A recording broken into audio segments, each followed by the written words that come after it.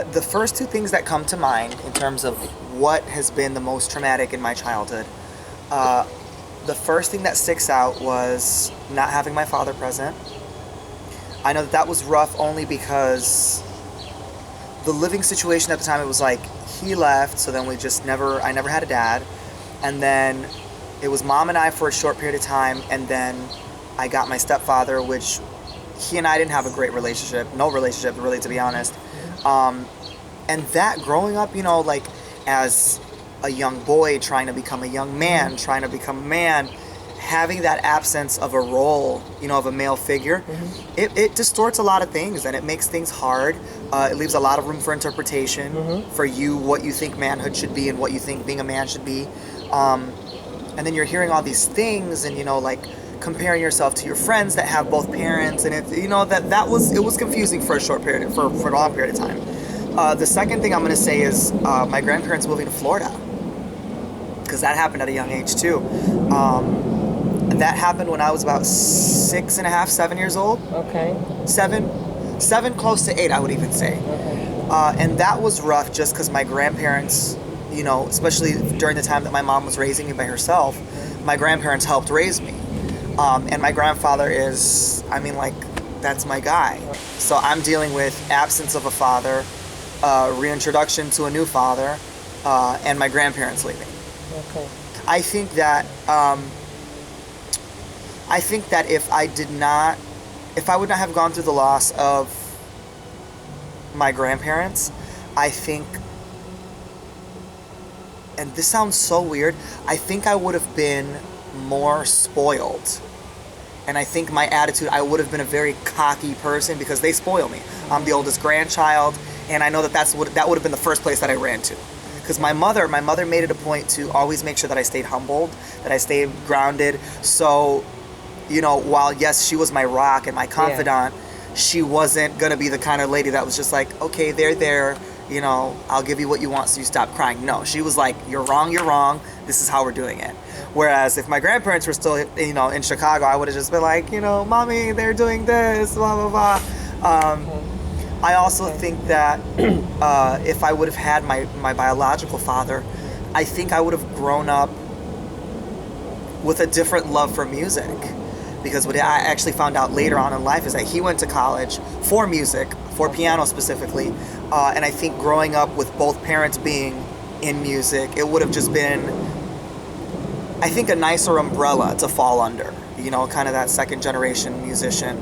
But as cliche as it sounds, I'm thankful. I'm thankful that it wasn't that picture perfect story. Okay.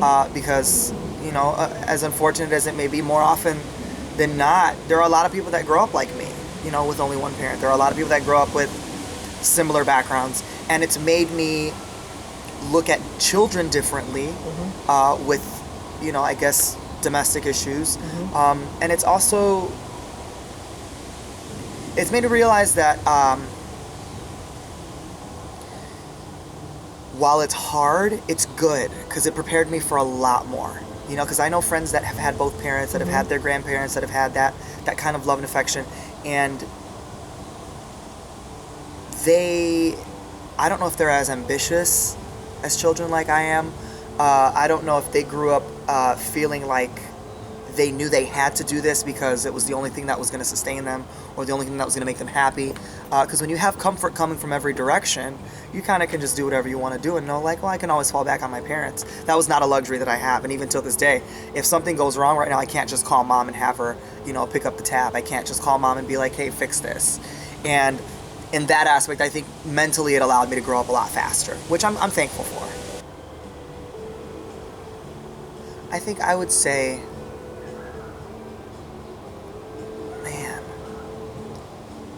Hold on.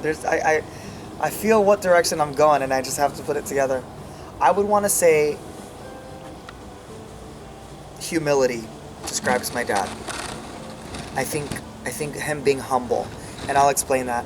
I think any parent or any young person who has a child while they're not planning for it, that's a humbling experience, period.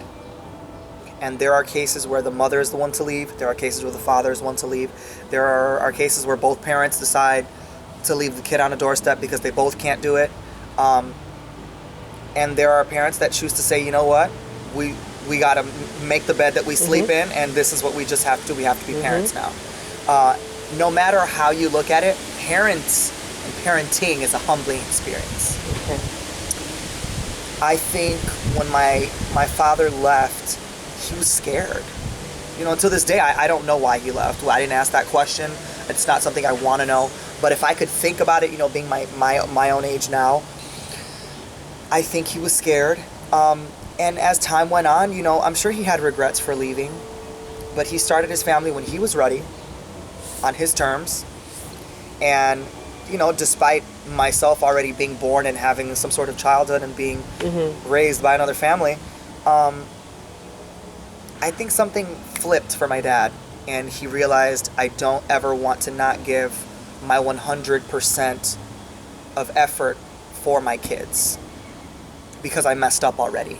And so I think getting that second wind of parenting, I think was humbling for him.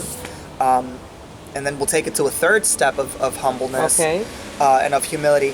When he and I met, I think that was very humbling for him too, because I don't think he felt that he deserved for me to come back into his life. And when he verbalized that to me,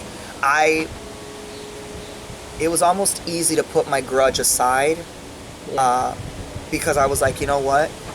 You're not the same man that left, you know, 20 years ago, 25 years ago, however long it was.